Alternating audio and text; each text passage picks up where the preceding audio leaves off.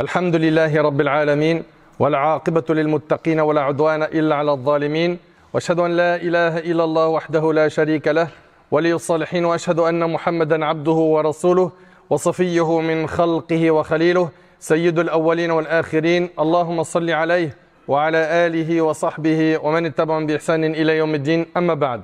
Mes chers frères et sœurs, la khutbah d'aujourd'hui est très importante. Elle est très importante car nous allons parler d'un grand fléau. Ce fléau est celui de ceux et celles qui reviennent à la pratique religieuse après avoir été loin d'Allah Tabarak wa Ta'ala, mais qui ne sont pas sérieux dans leur pratique religieuse. C'est-à-dire qu'ils se disent pratiquants, qui sont satisfaits de leur pratique religieuse, alors qu'en réalité, ils ont énormément de manquements. Donc aujourd'hui, notre discours s'adresse à cette catégorie de personnes qui se satisfait de très peu de bonnes actions pour se considérer comme étant quelqu'un de pratiquant. On va voir ensemble, Inch'Allah, ce qui implique le fait d'être un pratiquant. Allah Tabarak wa Ta'ala, il nous parle de l'échange qu'il y a eu entre Pharaon et les sorciers. Comme vous le savez, Pharaon avait autour de lui énormément de sorciers. Puis, ces sorciers-là, quand ils ont vu Moussa alayhi salam et qu'ils ont reconnu le miracle d'Allah dans ce qu'a fait Moussa devant eux, ils ont délaissé la sorcellerie pour devenir des croyants. Eux qui connaissent la sorcellerie ont constaté que Moussa n'était pas en train de faire de la sorcellerie, mais plutôt que c'était du domaine du miracle. Et donc ils ont cru au prophète Moussa. Ils ont cru en Allah Tabarak wa Ta'ala.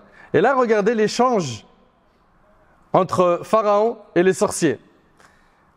Pharaon leur a dit « Amantum lahu qabla an adhana lakum » Pharaon leur a dit « Croirez-vous en lui avant que je ne vous y autorise ?» Je vous ai donné l'autorisation, moi, de croire en lui. « Innahu lakabirukum alladhi allamakum as-sihr » Il leur a dit « Ce ne peut être que votre maître qui vous a enseigné la magie. » Pharaon en a fini par dire que cette magie que connaissaient les sorciers, c'est Moussa qui leur a enseigné. Donc il accuse Moussa d'être un sorcier. Et il leur dit فَلَسَوْفَ تَعْلَمُونَ Vous saurez bientôt لَأُقَطِّعَنَّ أَيْدِيَكُمْ وَأَرْجُلَكُمْ مِنْ خِلَافٍ وَلَأُصَلِّبَنَّكُمْ أَجْمَعِينَ Il leur a dit, je vous ferai amputer d'une main et du pied opposé. C'est-à-dire la main droite et le pied gauche, ou la main gauche et le pied droit. Dans le Coran, on y voit qu'il leur a dit, je vous ferai amputer d'une main et du pied opposé. Et vous ferez tous crucifiés sur des troncs de palmiers. Vous avez vu la menace, comment elle est sévère? Et l'histoire sait que Pharaon était un grand tyran. Mais lorsque la foi pénètre le cœur, on n'a peur que d'Allah. On a confiance en Allah. On a une certitude en Allah qui est très forte. Et ça a été le cas de ces hommes qui étaient sorciers il y a quelque temps. Qu'est-ce qu'ils lui ont dit? Ils répondirent, qu'importe. Inna ila rabbina munqalibun. Inna natma'u an yaghfira lana rabbuna khatayana an kunna awwal al-mu'minin. Qu'importe, car c'est vers notre Seigneur que nous retournerons. Nous espérons que notre Seigneur nous pardonne nos fautes pour avoir été les premiers à croire. Subhanallah.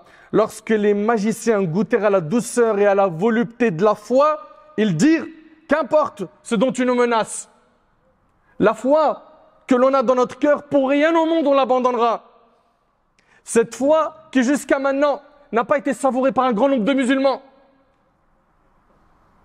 Jusqu'à maintenant, ils ne connaissent pas la valeur de leur dîn. Ibn Abbas et Ubayd ibn Amr ont dit qu'au début du jour, ces hommes étaient des magiciens et à la tombée de la nuit, ils étaient devenus martyrs. Leurs propos confirment cela. Rabbana afrigh alayna sabra wa tawaffana muslimin. Ils ont dit, ô notre Seigneur, déverse sur nous l'endurance et fais-nous mourir entièrement soumis. Allahu Akbar. Ici, on y voit quoi? Que lorsqu'ils ils ont embrassé l'islam, leurs convictions étaient fermes. Et aujourd'hui, on a des gens, subhanallah, qui reviennent vers Allah ou qui se convertissent et qui sont jusqu'à maintenant bancals. Pourquoi? Parce qu'ils n'étudient pas la religion. Ils n'apprennent pas, ils n'évoluent pas, ils ne cherchent pas à évoluer. Pour eux, c'est une fin en soi de s'être repenti. Ils ne cherchent pas à aller plus loin. Dans quoi? Dans l'élévation spirituelle, dans le fait d'augmenter les connaissances, la foi, la pratique. Et à l'époque du prophète sallallahu alayhi wa sallam, subhanallah, quand on regarde la biographie de notre bien-aimé alayhi salatu wa sallam, à son époque, la pratique religieuse était sérieuse. Les compagnons radiyallahu anhum étaient de vrais pratiquants. À leur époque, comme vous le savez, l'alcool était répandu. Les jeux de hasard, l'injustice, le vol, les guerres, les combats, des combats sans fin, où il y avait des morts par centaines, par milliers, injustement. Et qu'est-ce que leur a apporté leur retour vers Allah subhanahu wa ta'ala? Une pratique de la religion sérieuse. Où on a entendu des histoires magnifiques de générosité, d'altruisme, de sacrifice pour Allah, de bonté. Mais aujourd'hui, on est dans une époque où les gens ne visent que quoi? L'apparence. C'est-à-dire quoi? C'est-à-dire que fais-toi pousser la barbe, viens à la mosquée de temps en temps, et vole, ment, triche, calomnie, parle sur le dos des gens. C'est ça, suivre les pieux prédécesseurs? Vous vous moquez de qui? Vous vous moquez de qui? Le prophète sallallahu alayhi wa sallam a dit dans le hadith rapporté par Muslim sur Abu Huraira, certes Allah ne regarde pas vos corps ni vos apparences, mais il regarde vos cœurs et vos actes. Hélas, on a trop misé sur l'apparence. Ceux qui sont dans le dîn cherchent à miser sur l'apparence, que ce soit frère ou sœur. Le plus important c'est quoi? J'ai une apparence de religieux. Ceux qui sont loin du dîn, pareil, c'est les apparences. Les vêtements, le luxe, le confort, l'argent. Certes, Allah ne regarde pas vos corps, ni vos apparences, dit le prophète sallallahu alayhi wa sallam, mais il regarde vos cœurs et vos actes. C'est ça, le plus important. C'est ça qu'il faut soigner. Nos cœurs, nos actions. Saïd ibn Zayd, il faisait partie des 10 à qui le paradis a été promis. Vous connaissez probablement le hadith des 10 compagnons à qui il a été promis le paradis. Abu Bakr, Omar, Uthman, Ali, Abdurrahman ibn Auf, Saïd ibn Zayd, Talha ibn Ubaydillah, les 10. Saïd ibn Zayd, il en fait partie. Saïd ibn Zayd, on n'a pas énormément d'informations sur lui. Allah tabaraka wa ta'ala l'a élevé en lui accordant cette faveur de faire partie des 10 à qui le paradis a été promis. Pourquoi? Parce que c'était quelqu'un qui était droit dans sa pratique religieuse. C'était des vrais pratiquants. S'ils ont eu ces privilèges, ces récompenses, c'est parce qu'ils ont fait des efforts pour être des vrais pratiquants. Mais aujourd'hui, on est en train de nous montrer en plus avec les réseaux sociaux, et ça s'accélère de plus en plus, une nouvelle façon d'être un pratiquant. Tu fais une umrah, tu te snaps, ok? Tu montres aux gens, regardez, il touche la Kaaba, et il crie, on dirait qu'il est en train de tourner un clip. Puis après, quand il revient de sa umrah, 2-3 stories plus tard, il est en boîte de nuit. Chicha. Il est en train de faire du haram.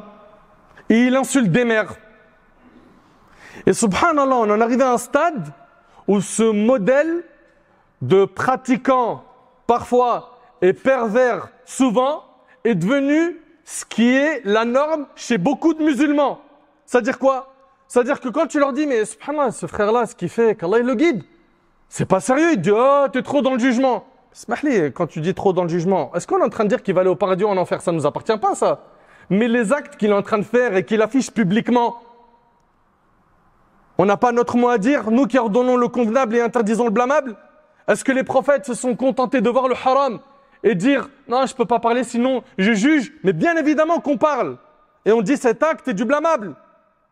Et écoutez bien, tant qu'il restera des gens qui ordonneront le convenable et qui interdiront le blâmable, Allah préservera cette umma. Le jour où il n'y a plus personne qui ordonne le convenable et interdit le blâmable, Allah Ta'ala frappera tout le monde de son châtiment, et ça c'est dans plein de textes. C'est dans plein de textes. C'est pour cela qu'il faut impérativement, quand on voit quelque chose de blâmable, attention après, il y a la forme, la manière, la sagesse, le faire avec un bagage religieux, trouver le bon moment, etc. Mais le dire, contacter les personnes en privé, s'il le faut, lui dire, mon frère, regarde ce que tu es en train d'exposer sur le net, regarde ce que tu es en train de faire. Tu as normalisé le fait d'afficher du haram, des femmes qui sont habillées d'une manière qui n'est pas conforme à notre religion. Tu as normalisé les insultes, puis tu mélanges dans tes mêmes phrases Wallah, Wallah, Wallah sur le Coran, la Mecque, la Kaaba. Mais c'est quel type d'islam que vous êtes en train de nous présenter? Et je vous le dis, je le répète, ce mode de pratique religieuse fatigué, où la personne fait de temps en temps des bonnes actions et affiche énormément de perversité, est devenu un mode de pratique de religion qui est accepté par beaucoup de gens sur le net. Plein. Franchement, mashallah quand même. Et on ferme l'œil sur tout le haram qu'il fait. Ou sur tout le haram qu'elle fait. Mes frères, mes sœurs, être pratiquant, c'est être sérieux dans sa pratique religieuse. C'est être droit. C'est rechercher avant tout, et ça j'aimerais que ce soit enregistré, la satisfaction d'Allah tabarak wa ta'ala. Et d'avoir peur de mettre Allah subhanahu wa ta'ala en colère. Lorsque Aïcha radiallahu anha a été calomniée par le chef des hypocrites, on l'a accusé d'avoir commis l'adultère avec Safwan. Zaynab bint Jahsh, qui était sa coépouse, on lui a posé la question. On lui a dit, que penses-tu de l'affaire de Aïcha? Tout le monde dit qu'elle a commis l'adultère avec Safwan. Elle a dit quoi? Elle a dit, ahfadhu lisani, je préserve ma langue. Ça s'appelle de la pratique religieuse sérieuse. Je préserve ma langue. Elle a dit, wala aqul illa khayra, et je ne prononce que du bien. Ça s'appelle être réellement pratiquant, être une vraie pratiquante. C'est pas simplement une apparence. Non. On a aujourd'hui des gens qui vont venir à la mosquée, vont faire la prière. C'est très très bien, qu'Allah les récompense. Ils vont pratiquer certaines sunnas. Ils vont s'écarter de certains haram, certains actes déconseillés. Mais leur langue parle sur un tel, médisance, calomnie, insulte. Ils n'hésitent pas à salir l'honneur de quelqu'un, à s'emparer des biens de quelqu'un, etc., etc. Ces gens-là, subhanallah, affichent une certaine pratique du dîn en apparence, mais quand tu as affaire à eux, tu dis, subhanallah. Moi, je m'adresse à ces gens-là qui, malheureusement, font des bonnes actions, mais ils font énormément de perversions. Écoutez bien, je ne suis pas en train de dire que celui qui pratique, ça devient un ange. Non. Même celui qui pratique la religion, il fait des péchés. Mais quand il en fait, il se repent vite. Il ne persiste pas dans le péché. Et son train de vie n'est pas de faire des péchés, c'est de s'en préserver. Contrairement à certains qui font un peu de bien et carburent dans le haram. Et on veut nous exposer ça, je vous le dis, je le répète sur le net, comme étant le nouvel islam magnifique, d'où l'ouverture. Eh bien, il faut se rappeler du hadith d'Abu Huraira qui est rapporté par Muslim, où le prophète a dit, savez-vous qui a fait faillite? Il dit, nous considérons comme failli, parmi nous celui qui a perdu son argent, et c'est bien. Il dit, alayhi salatu wassalam, le failli de ma communauté, celui qui a fait faillite de ma communauté, et celui qui viendra le jour de la résurrection ayant accompli les prières, observé le jeûne et payé la zakat. Mais, écoutez bien, il vient après avoir insulté un tel. C'est quelqu'un qui a donc fait plein de bonnes actions, mais en même temps il a fait plein d'injustices, plein de mal. Il vient après avoir insulté un tel, calomnié un tel, pris injustement les biens d'un tel, versé le sang d'un tel et frappé un tel. On répartit ses bonnes actions entre ses victimes. Et si elles ne suffisent pas à le racheter auprès d'elles, on prélèvera de leurs péchés pour les lui imputer et le jeter ensuite dans le feu. Tu imagines le choc de cette personne qui a fait des aumônes, il est parti à la Umrah, il a fait pas mal de bonnes actions. Il a donné de l'argent à ses parents, il faisait salat, etc., etc. Mais en parallèle, il faisait énormément de mal, d'injustice. Quand est-ce qu'on va être des vrais pratiquants? Quand? Le noble compagnon Abu Bakr as-Siddiq radiyallahu anhu, qu'est-ce qu'il dit de lui? Il dit qu'il n'a pas devancé les compagnons par la multiplication des prières et de jeûnes, mais il a devancé les compagnons par quoi? Par quelque chose qu'il avait dans le cœur. C'était quoi? Cette certitude qu'il avait dans le cœur, cet amour profond d'Allah et de son messager qu'il avait dans le cœur. Il avait un yaqin, une certitude en Allah qui était exemplaire. Et c'est ce qui nous manque aujourd'hui. Lorsqu'après le voyage nocturne et l'ascension, les gens ont appris la nouvelle à Mecca que le prophète leur a dit « J'ai fait ce voyage, le voyage nocturne. De Mecca, il est parti, comme vous le savez, à Bayt al-Maqdis. Et puis après, il a fait l'ascension. Il est monté au-dessus de cette cieux. Il a eu l'ordre d'accomplir les 5 prières. Eh bien, les gens, les Qurayshites, ne l'ont pas cru. Et qu'est-ce qu'il a dit Abu Bakr radiyallahu anhu? Il leur a dit « Si il l'a dit, c'est que c'est vrai. » Voilà le comportement que doit avoir celui qui entend une information de notre bien-aimé alayhi salatu wassalam. Le jour de la mort du prophète sallam, les gens, comme vous le savez, au moment de sa mort, ont appris la nouvelle, elle est tombée sur leur cœur comme une foudre. Abu Bakr radiyallahu anhu, la force de sa foi lui a permis de tenir et d'être l'homme de la situation. Qu'est-ce qu'il leur a dit? Il leur a dit « Ô gens, celui qui adorait Muhammad, Muhammad est mort. Et celui qui adore Allah, qu'il sache qu'Allah est vivant et ne meurt jamais. » Qu'est-ce qui lui a donné cette force? C'était quoi? Son yaqin, sa certitude en Allah subhanahu wa ta'ala. Et ça, on en a besoin, nous, en tant que croyants. Parmi les choses dont on a besoin pour être des vrais pratiquants, on a dit d'avoir cette certitude en Allah subhanahu wa ta'ala, comme les sorciers de Pharaon qui ont une certitude en béton, comme Abu Bakr radiyallahu anhu l'a eu. Également, il y a le fait de chercher à être quelqu'un de wari'a. Il y a la piété, que vous connaissez. La piété, c'est le fait de délaisser ce qui est interdit et faire ce qui est obligatoire. Et il y a al-wara', c'est un degré au-dessus. Al-wara', c'est le fait de délaisser certaines choses qui sont halal, de peur de tomber dans quelque chose qui déplaît à Allah subhanahu wa ta'ala. Le prophète sallallahu alayhi wa sallam a dit « Ainsi quiconque se garde des actes douteux a certes préservé sa religion et son honneur. » Et écoutez avec moi cette histoire de Muhammad ibn Sirin, ce savant parmi les pieux prédécesseurs. Muhammad ibn Sirin, il a été emprisonné. Il a été emprisonné. Pourquoi? Cet homme, parmi les pieux prédécesseurs, il avait acheté de l'huile pour le vendre. Puis, il a trouvé que dans un des bidons, il y avait quoi? Il y avait une souris morte. Il s'est dit, il est probable que dans les autres bidons, il y ait aussi quoi? Une souris. Alors, qu'est-ce qu'il a dit? Il a dit à ses ouvriers, versez toute l'huile, débarrassez-vous-en. Subhanallah. C'est pas dit, dans un bidon, j'ai trouvé une souris, donc je ne le vends pas. Le reste, j'en sais rien, je les vends et puis on verra le retour client. Non. Ça, c'est le wara'. Ça, c'est un degré au-dessus de la piété. Et c'est comme ça qu'on est des vrais pratiquants. C'est ce qui nous manque. Aujourd'hui, malheureusement, c'est une apparence. Chez beaucoup de gens, illa man rahimallah, sauf ceux à qui Allah fait miséricorde. Et il a fait verser toute l'huile. Bien évidemment, comme il n'a pas pu vendre tout ça, il s'est retrouvé endetté. Il n'a pas réussi à rembourser sa dette. Il a été emprisonné. L'histoire de l'huile est passée. La prison est passée. Mais le nom d'Ibn Sirin jusqu'à maintenant brille. Par quoi? Par cette pratique religieuse sérieuse. On en est où, nous, par rapport à ça? L'honnêteté. Par rapport au comportement. Et je le dis, je le répète, beaucoup de gens pensent qu'être pratiquant, dans leurs oreilles, ça sonne faux. Être pratiquant, ça veut dire ils vont nous rendre fous. Les gens qui ont la barbe, là, qui vont nous rendre malades. Non, non, mon frère. Si toi, tu es tombé sur des gens qui ont la barbe ou l'apparence sunna et qui ont fait n'importe quoi, ne généralise pas. Il y a des gens bien avec la barbe et sans. Et on ne peut pas généraliser la chose. Par contre, il y a un point très important. C'est avec ça qu'on va terminer. C'est qu'en pratiquant la religion, ne pensez pas qu'on va, comme le disent les gens, ne plus vivre et être malheureux. Non, au contraire, ce qu'on va faire, c'est qu'on va remplir de joie notre âme. Augmenter la joie de notre âme.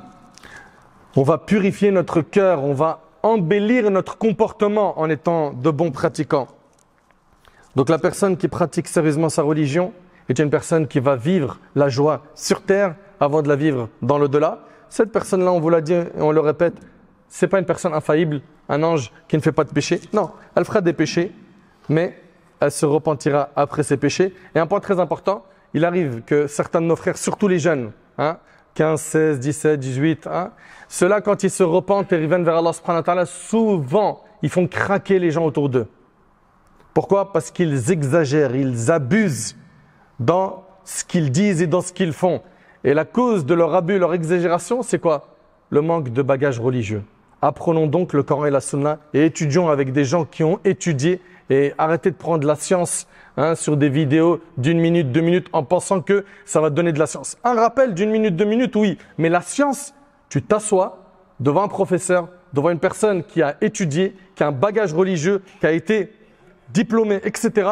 et tu prends de la science et tu patientes. J'implore Allah subhanahu wa ta'ala que notre pratique soit concrète et pas juste une image. J'implore Allah subhanahu wa ta'ala de faire de nous des pieux. Sallallahu subhanahu wa ta'ala an yataqabbala minna wa minkum salih al-a'mal. Allahumma ij'al jam'ana hadha jam'an marhuma.